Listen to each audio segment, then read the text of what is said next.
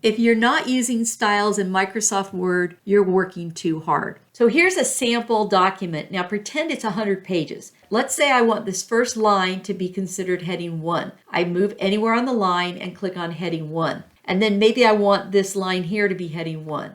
Then maybe I want themes to be heading 2 and buttons to be heading 2. And then I decide I'd really like heading 1 to be a different font. Maybe I want it orange and bold. Well, pretend this is 100 pages. I don't have to go to every occurrence of that. All I have to do is go up to heading 1, right click, go to modify, change it to the color I want. I'm going to make it bold, I'm going to make it larger, and I'll choose some other font. Choose OK, and now they're all changed. Same thing with heading 2. I can right click on it, modify it, choose, I'll make it purple, really lovely, bold, italic, change the size of the font, choose OK, and it's all been changed. So styles can save you a tremendous amount of time.